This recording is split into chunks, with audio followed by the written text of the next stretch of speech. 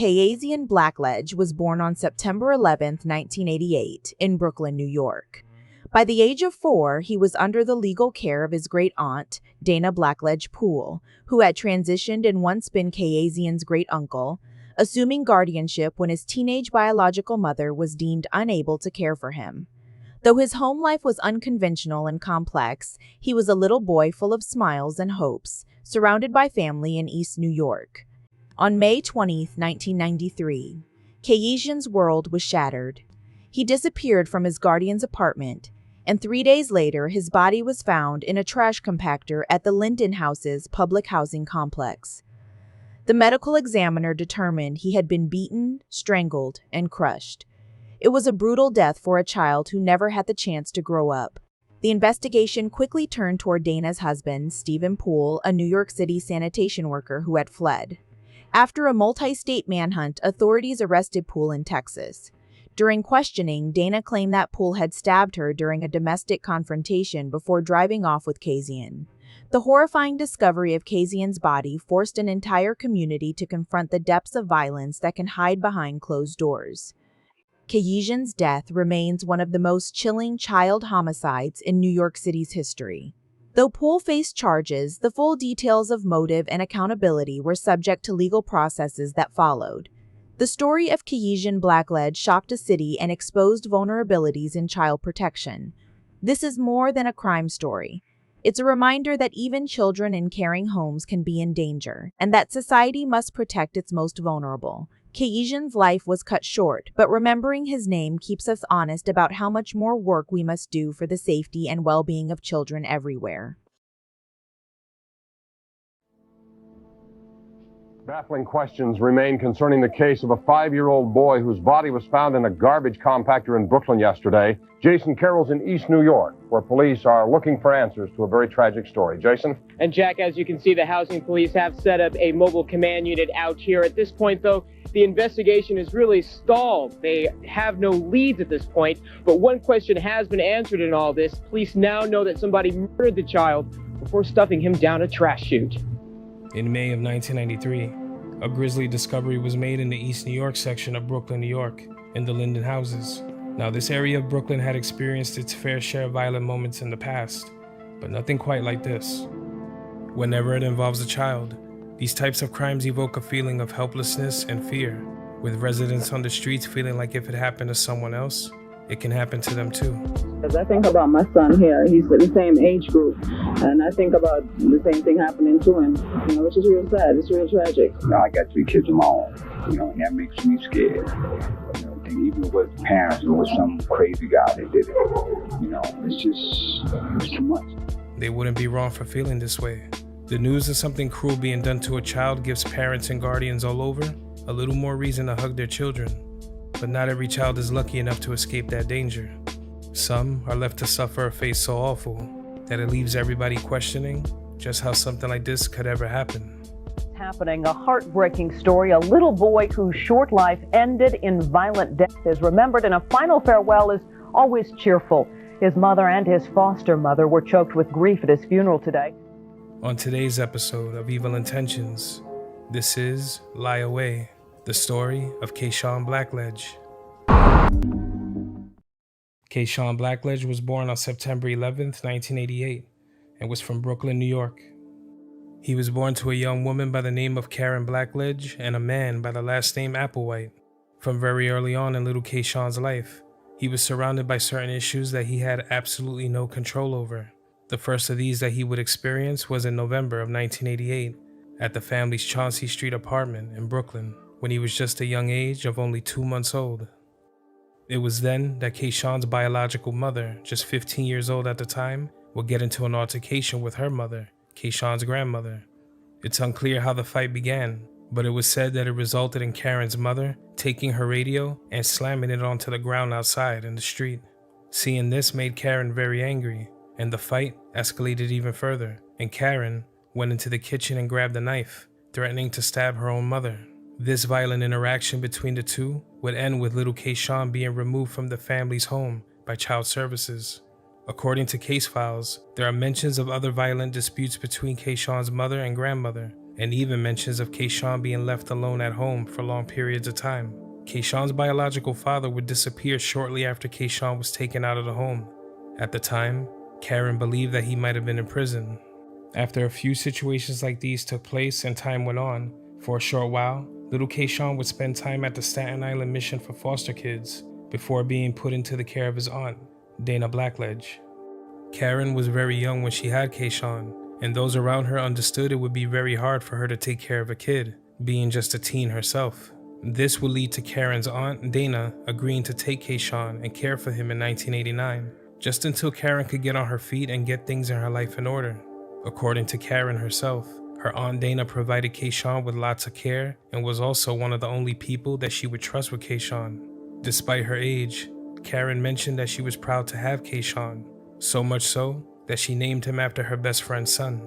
Dana Blackledge, a nurse's aide at the time, was actually born David Blackledge, but since 1979 had been undergoing a series of operations to become a woman at St. Mary's Hospital.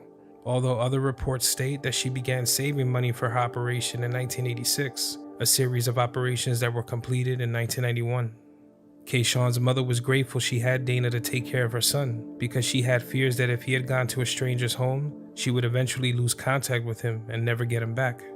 When Kayesean was put into the care of Dana, Karen's mother, Kayesean's grandmother, would let child welfare agents know that Dana was born a man, but this was fine because it didn't play a role in Kayesean's safety. She also stated that Dana was asked many questions about her lifestyle during extensive interviews with child welfare, and not once did she ever hide anything. Whether Dana was born a man or not wasn't a factor, and it didn't matter. Kayesean was cared for, he was loved, and he had whatever he needed. In 1990, Dana Blackledge would leave Brooklyn, New York and move to Jersey City, something Kayesean's mother didn't exactly agree with. But still, everyone involved felt that Kayesean was in good hands. On August 26 of 1992, Dana would put a singles ad in the daily newspaper seeking a partner. Now this was something that was common back then, but what she didn't know was that one of the men who responded to this ad would be the same person responsible for flipping her whole reality and doing even worse to little Kayesean. The ad stated that Dana was seeking a man between the ages of 34 and 50, someone who was financially stable, seeking marriage, and who was open-minded. 7 men would respond to the ad, one of them being a man by the name Stefan Poole. Dana recalls when the two met down at the World Trade Center for their first time meeting face-to-face. Her first impressions of Poole were that he was a sincere person and that he seemed to be devoted to the things he cared about. He was also described by Dana as a man with old-fashioned ways. He was also quiet and honest. He seemed to have everything that she wanted in a man. The two would hit it off, and it led to them being in a serious relationship, with Stefan Poole proposing to Dana on Valentine's Day of 1993, just a few short months after they first met. They would get married at the Queensboro Hall on the 24th of February, and throughout all of this, little Kayesean was very much cared for. 4-year-old Kayesean Blackledge was described as a sweet and lively child, a very happy kid who was active and showed everyone love. He was called Boo Boo by his aunt Dana. He attended Salem Baptist Nursery School in Jersey City, where the teachers all fell in love with him and had nothing but kind things to say about him. According to Dana, when Stefan Poole entered the picture, Kayesean was immediately attached to him, even calling him dad. Family life between Stefan and Dana with Kayesean there was going very well, and at one point, Dana even wanted to adopt another child, but she knew she would have to move into a bigger place, so that never happened. Every single night, Dana would sing little Kayesean a song, since that's how he liked being put to sleep. A song by Diana Ross called Brown Baby, previously recorded by Nina Simone, Mahalia Jackson, and originally performed and written by Oscar Brown Jr. The lyrics speak of keeping a child safe and protected by parents who love them. It also mentions their wish for the child to live in a better world. Some of the lyrics would say, "Lie away sleeping, lie away here in my arms, while your mommy and your daddy protect you and keep you safe from harm.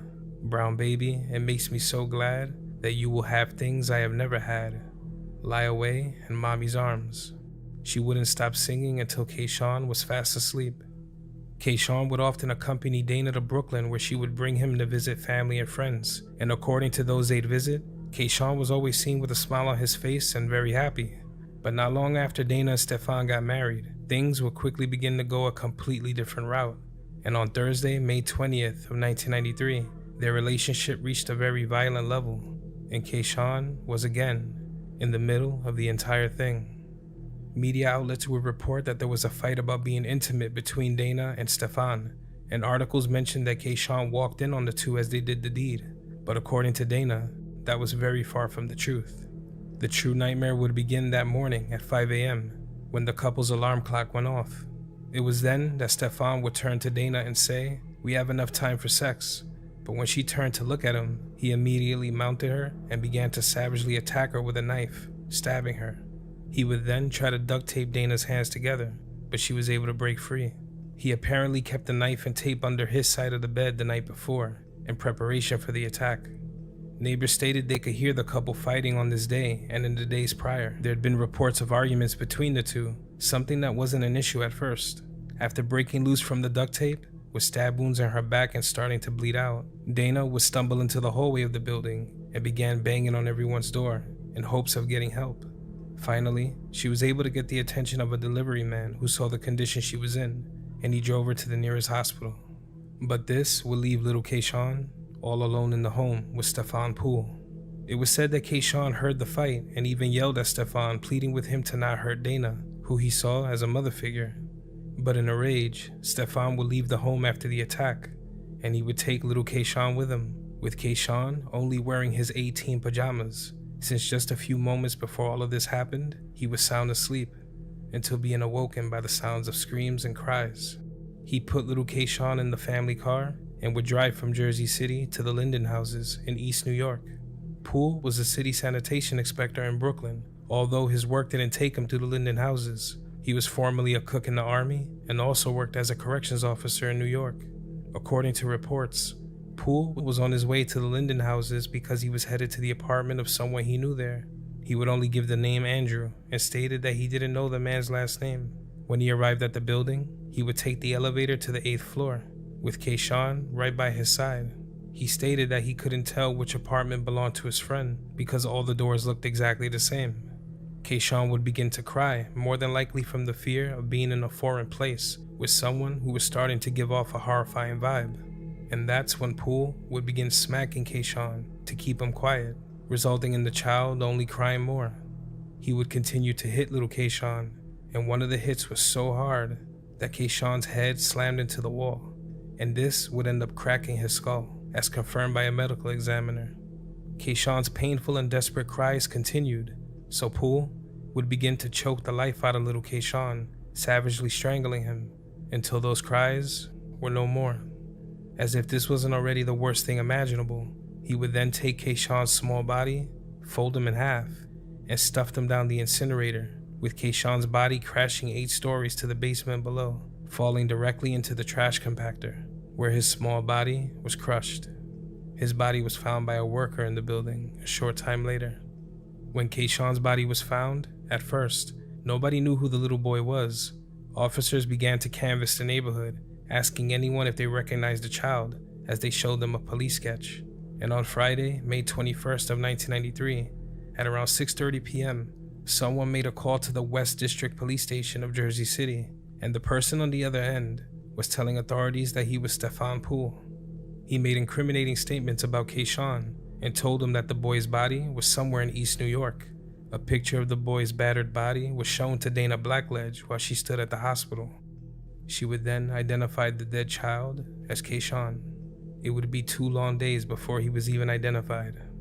Outrage, fear, and shock would take over the borough of Brooklyn and the rest of the city, as the awful details of little Kayesean's tragic end began to circulate. There were many questions as to just how something like this could ever even happen, and why this child was with someone who would do this to him. But the most important question to authorities was, why take his life? Authorities would speak to Dana Blackledge, who explained the situation, and so now they knew exactly who they were looking for. But Poole was nowhere to be found. Authorities would quickly catch on and started to watch Poole closely, monitoring his every move via computer as he made several ATM transactions. He stood in New York City for 2 days after what he did, and then began making his way down south. He made his way to Tallahassee, Florida, followed by Crestview, Florida, then to Biloxi, Mississippi. He kept on moving, evading authorities the entire time, and would end up in Conroe, Texas, and then Huntsville, Texas. It was here that a Texas state trooper was running a random license plate check at a sobriety checkpoint. A warrant for Poole's arrest was the first thing to show for him. He would make a call to the 75th precinct letting them know that he had Poole in his possession, but the warrant that was popping up was coming up for auto theft. This is when a lieutenant would let that trooper know that they didn't want this man for auto theft. They wanted him for felony murder. He was arrested straight away and extradited back to New York City. When questioned about Kayesean, he would confess to everything he did. He said he threw Kayesean down the trash chute because he was sure that he was dead, as if this somehow made his actions any more acceptable. The admission would leave detectives stunned and even more sickened. But this arrest would also lead detectives to look into Poole's past, and it turns out, Poole had an ex-wife who died suspiciously years ago. His wife in 1989, a woman by the name of Michelle Jenkins, was found dead on her basement floor from what medical examiners at the time believed to be a heart attack. But further investigation would lead them to something else, a theory that Poole actually just strangled his wife to death in an attempt to collect a life insurance claim worth upwards of $50,000. When he was asked about this, he would become extremely defensive and tell the detectives that he would fight them tooth and nail if they decided to charge him with her murder. But after reviewing that information, detectives were led to yet another piece of evidence, and this was the fact that when Dana and Stefan first got married, one of the first things that he would suggest was her adding him as a beneficiary on her life insurance plan. She didn't notice any red flags about this, and she didn't think that anything about this was weird. Dana filled out the paperwork, but she never sent it in. But Stefan Poole thought that she did. Dana was also waiting on a settlement for a medical malpractice lawsuit for her sex change operation since it left her badly scarred. It seems that all along, Stefan Poole had a plan in motion, a plan to try to kill Dana Blackledge for money, and it seems that this was a plan he might have pulled off in the past at least once before. Stefan Poole was sentenced to 25 years to life in prison for the death of Kayesean Blackledge, and according to my research, it seems that he's been a free man since March of 2020. On Tuesday, June 1st of 1993, a funeral for Kayesean Blackledge was held at the Lawrence Woodard Funeral Home in Brooklyn. Hundreds would gather to remember the young boy who was loved by all and who would be greatly missed. His funeral program read, "Though my house was tossed out with the refuse, my spirit is intact. I am not garbage. I am the soul of an angel." Everyone from family, friends, teachers, and even people who didn't know Kayesean or his family would attend his funeral because the story was just so tragic, they wanted to pay proper respects. The kind words shared about Kayesean were quickly outweighed by the grief that permeated through the funeral home. Dana would lean over into little Kayesean's coffin and leave him a cassette tape, a tape of him and his classmates practicing a song for preschool graduation, a graduation that he would never get to attend. Karen Blackledge, Kayesean's biological mother, would almost collapse as that grief took hold of her. She never wanted to lose her son. She wanted him back as soon as she got her life in order. But now, all she had was this one final moment, the moment that she buried her son, to never see him again.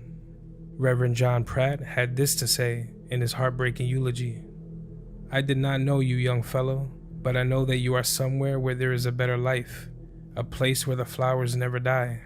If there are no toys there, don't worry about it. If there are no games there, don't worry about it. You're going to be in heaven all day." Rest in peace to Kayesean Blackledge, and my deepest condolences go out to his family. You aren't forgotten.